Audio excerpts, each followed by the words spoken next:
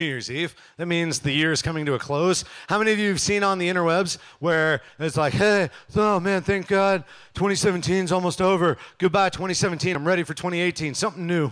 You know, it's the same thing the year before. Oh man, 2016 was the worst. I'm so ready for something new. 2015 was the worst. 2016 is going to be it, man.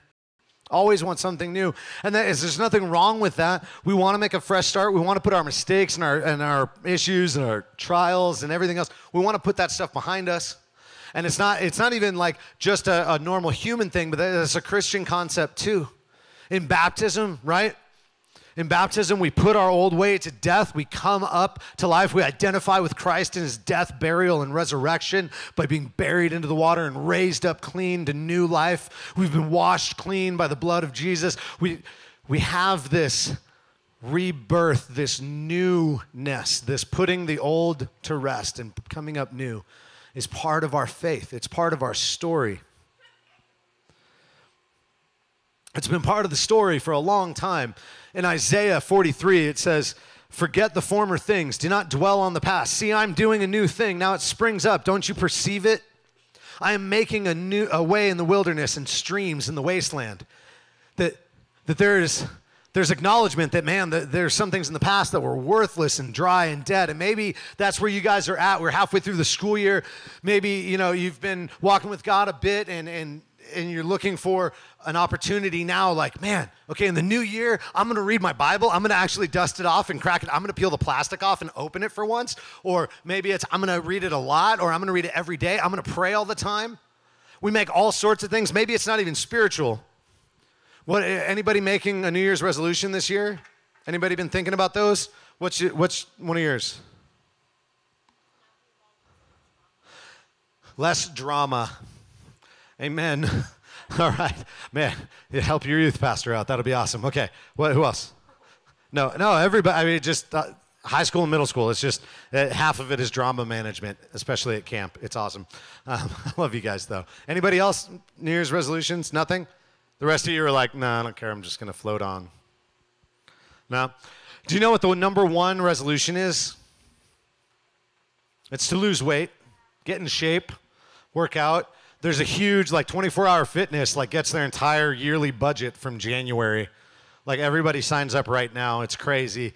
The thing is that people don't use it. They decide they're going to do that. They buy some diet programs. They buy a Bowflex or whatever else, you know, the whatever the new one is with the, like, spinny disc, so it, like, increases the tension as you go, like, because it spins around and gets harder. Like, I don't even understand how that works, but, like, they have all the crazy things. They have the Chuck Norris machine where you slide up and down it, and they have all the other ones, but, like, dude, he's Chuck Norris. Like, of course he can do that. And you just roundhouse kick it in the face if it didn't let him get up. And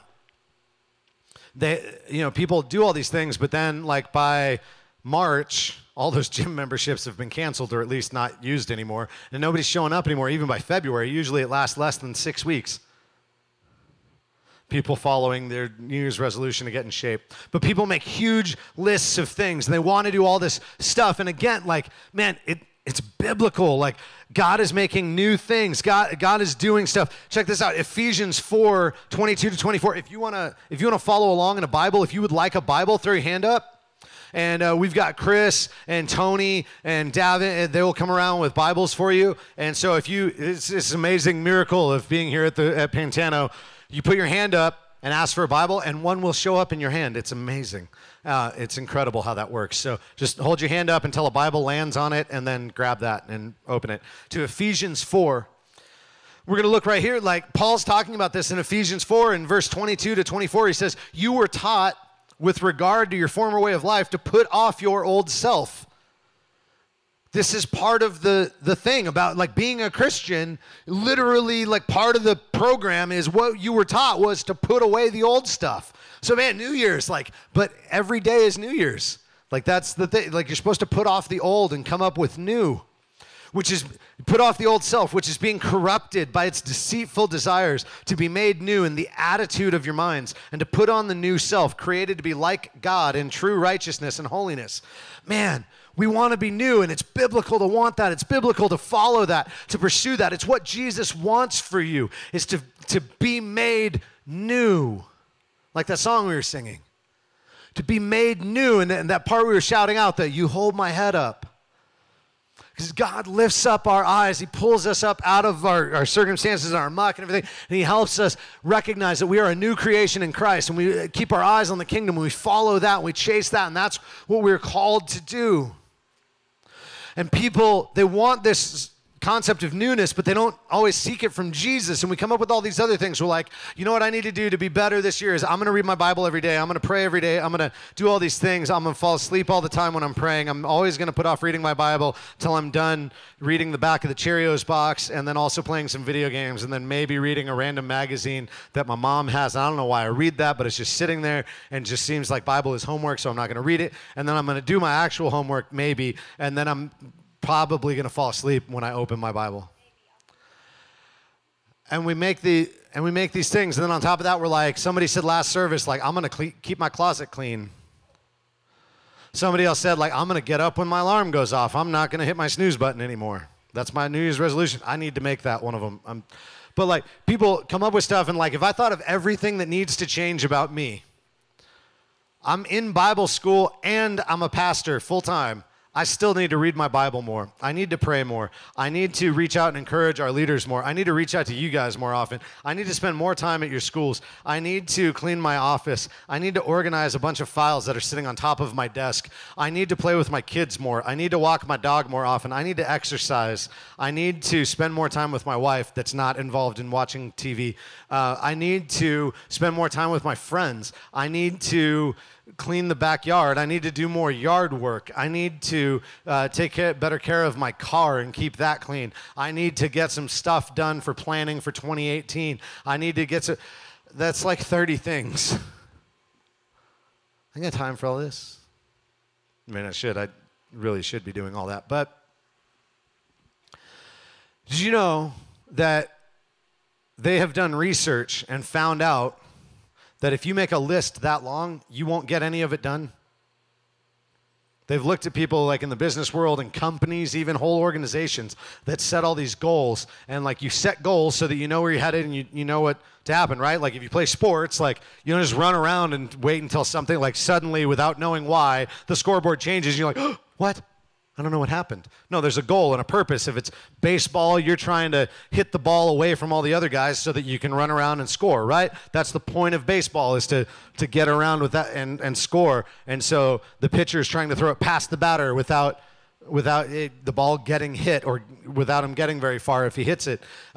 If you play soccer, the goal is to run around and get the ball into the goal at the proper end of the thing. You have a specific goal in mind, and you know that you win by doing that more often than the other team.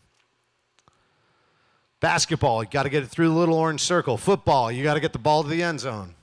You know what the goals are. In business, it works the same way. You got to know what your goals are so you know what you're trying to do. Otherwise, you have no purpose in existing. Your sales got to go up. You got to recruit more people. You got to do whatever the thing is. You got to buy more companies. I don't know. You got to sell more property, whatever. What they found is, in doing research with how companies work, with how people work, if you set 1 to 3 goals, you know how many goals you are likely to accomplish? 1 to 3. If you set 1 to 3 goals, on average, people will accomplish all of those 1 to 3 goals, all 3. I think really what they say is if you set 2 to 3 goals, you will accomplish 2 to 3 goals. If you set 4 to 10 goals, imagine that. You set 3 goals, you get every one of them nailed. You're like, dude, that was awesome. Next time, 6 goals. Nailing it again. You know how many you will get done if you set 6 goals? 1 or 2. Maximum 2 on average. Most people who set more than 3 goals will accomplish 2 or less of those. If you set more than 10 goals, like have them posted somewhere, these are all of our goals, you know how many you're likely to accomplish? 0. None. None goals. None. Goose egg. Nada. Nil. Nacht. That means night. That was the wrong word. I don't know German. Okay. 9. That means no, though. I don't know. Okay. Zero. Okay. You will accomplish nothing. If you set more than 11 goals, if you have too much stuff that you want to do, you won't get any of it done. It's overwhelming. Even if you're like super achiever, like checklist mindset, if you set major goals for yourself, if you set 800 resolutions, you'll do 0 of them. But if you just set a couple, and in fact, I'm just going to challenge you guys to set one major one here today. Because focusing in on one thing to change, to do different, can, one, become a catalyst for more change happening in your life, but can be a theme for better consistency of everything. So, of all things aligning and changing properly underneath that. Focus in business works for setting goals. Focus works for a lot of other things too. You ever gotten a sunburn, right? Like the sun's hot. Yeah, but anybody ever like set a piece of paper outside and just watched it catch fire? I mean, I know it's hot here, but like that doesn't happen. Like we joke that it does when it's like mid-June and it's 148 or whatever outside, and you're like, oh my gosh, my car is on fire.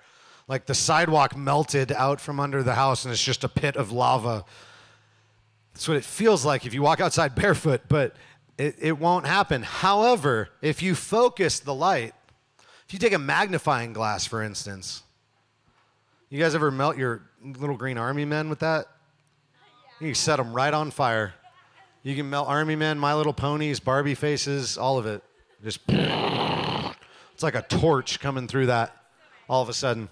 You hyper-focus the light even more than just with a magnifying glass. You get a laser. You really focus a laser and you get lightsabers. And I don't know how that works. It has something to do with Jedi wizardry. But someday I'm figuring this out and I will have a lightsaber. No, like, because those are awesome. See, more focused, more betterness. Yeah, that's a word. Don't worry about it. Focus. Focus is helpful. Focus also is scriptural. Check this out. We're going to talk about setting a goal today. We're going to do this thing that we do here at Pantano. I'm going to run over here and grab a card so I can show you. They're doing this in the main church too today. One word. I'm going to ask you guys, even right now as I'm talking, to begin in the back of your head, asking God silently, what do you want me to focus on this year? One word to represent what God is calling you to do. Check this out. Ephesians 4, verses 1 through 6. If you still have it open, read along with me. As a prisoner for the Lord, then, I urge you, and if you have your own Bible, or if you don't have one, you can keep one of ours. But if you have a pen and it's your Bible, or if you're looking on your phone and you like hold it down and highlight it, I would highlight this part or underline it. I urge you to live a life worthy of the calling you have received. Be completely humble and gentle. Be patient, bearing with one another in love. Make every effort to keep the unity of the Spirit through the bond of peace. There is one body and one Spirit, just as you were called to one hope when you were called, one Lord, one faith, one baptism, one God and Father of all, who is over all and through all and in all. There's one. There's a lot of stuff to do. There's a lot of change to make. The first 5 or 6 things that I talked about that I probably really need to do need to be about, I have spiritual goals that I need to be hitting. But the main thing, if I just think of all the different things I need to do, I'm not going to get any of them done. But if I focus on just one concept, one thing that God is calling me to do, that is going to help me focus in on how He wants to build the kingdom and how I get to be part of it. What's one word to represent your place in the one body? We're not separate bodies of Christ. We're one body. And Paul, elsewhere in one of his other letters, Paul the apostle who wrote that, inspired by the Spirit, he talked about how we are Christ's body. And he said that not every part is the same. Not every part does everything. Nobody gets to be a hand, eye, nose, foot, mouth. You don't get to be all of those things. That's creepy, like monster stuff. Nobody's that. Some people are a hand. Some people are a vertebrae. Some people are a foot. Some people feel like a callus on that foot. But some people, we each have a role to play. Live a life worthy of the calling you have received. What's one thing that God would call you to that would represent his call for you for the rest of this year? Last year, my one word was reliance. I prayed about it, felt like I was a little overwhelmed. The rest of the staff was a lot worried that I was going to be way overwhelmed because I had just started here, and my first day on the job, I found out that I was in charge of student ministries instead of working for Nick. I was going to work with Pastor Nick, and he was actually going to be my boss. And then they moved him to another role and gave me his job, basically. And now we're peers. And then I had to take the whole thing. And I'm like, cool, all right. So I prayed about it, and I was like, I don't know, God, I got a lot coming up. I have a lot to do. We have a lot of change that's about to happen. That was right before we made our change to 3 services. That was right before we moved high school to the night. That wasn't the best thing for us. That didn't work out so well. And so we changed that back. We had a lot of change coming, and I was short a staff member, and I just found out that our admin had quit, and hadn't hired Jess yet, so we were short 2 staff members and students. I had a lot to do, and it felt like all of it was on me, and a lot of people were looking at me like, can this guy handle this? And I prayed about it, and God, I just felt like he was telling me, you need to focus on reliance. So I wrote reliance on the card, and I put that in my office. I wrote it on the card here. There's a line at the bottom. I wrote reliance on there, and I put it on social media. I hashtagged it with one word and everything, and I did the thing, and I put it on my desk, and I would look at that when I felt like, man, I'm getting overwhelmed. I don't know if I could do all this. Oh, yeah, I'm not supposed to do all this. I'm supposed to rely on God. Duh. Worked all year. I'm actually not taking that one down. That's a good reminder. I'm leaving that on my desk. That's going to stay up. This one's going to join it. So we're going to give you some time now. You're going to have about almost 20 minutes to pray and think about this. We're going to put some music on. And when you're ready, when you feel like God has given you a word to represent how you're being called to, yeah, right like that. All right, let's hold this up for a second so they can see. So this says #one word, right? On the top part of this, the first service, they already started to write on it. We're going to lay this down so there's some more open space here at the bottom, and there are Sharpies and cards, and so I'm going to ask you to write your word twice. One word, same word, 2 times. One is a card for you to take with you. Post it on social media. Post a selfie with it. Get some accountability. That's the point of posting it, is to share with people like, man, this is what God's calling me to. But there's accountability in that. If I just say oh, yeah, I did the thing, and nobody knows about it. But if one of your friends sees it and you're like, my one word is this for this year. And then they all see it and they're like, next week, so how you doing with that? You wrote hope. How you doing with that? You look a little down. Have you lost hope? Oh, right, I forgot. Whatever it is, I don't know what it's going to be. I know somebody last year, theirs was listen. Somebody else was love. What's the calling that God has on you? We are called to love people. Our mission statement here, if you want to learn something from that would help inspire or unlock something in your brain, our vision for this church is that we are called to be a catalytic force in southern Arizona and the rest of the world to affect change for Jesus. A catalyst is something that you add it to other things, you introduce it to a new chemical, and it changes that chemical without itself being changed. We want to be that salt and light in the world that changes the flavor of the world around us, that changes the look of it, that makes it more like Jesus. Our mission in that is loving people to Jesus, launching world changers to make our world different.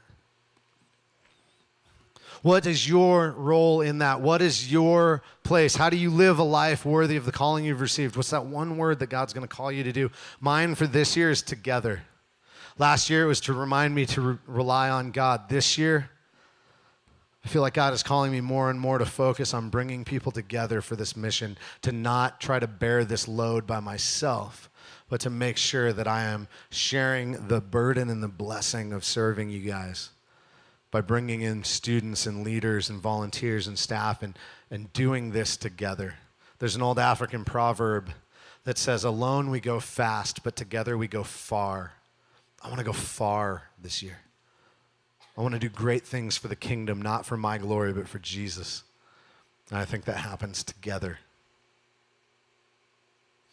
So that's mine. We're gonna sing, we're gonna pray. Feel free to come up at any point during worship. I'm gonna ask you to do it this way. Spend some time in prayer. Don't worry about the songs. Don't worry about the music. Don't worry about anything else that's happening. You don't have to sing along. We'll play a song that you don't have to sing to. You can just hang out. But when you're ready, write your word on this thing. Write your word on your card. And then take communion. And in taking communion, I'm going to ask you to consecrate that word, to make it holy, to seal it, to say, God, this is what I hear you saying to my heart that I need to focus on. And in communion, I'm going to remember that you made this possible by your sacrifice.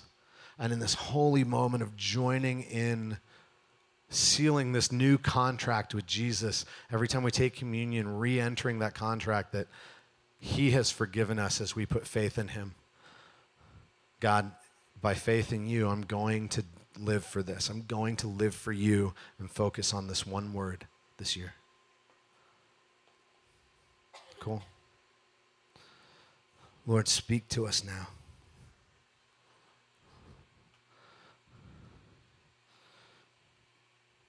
Let us hear your voice.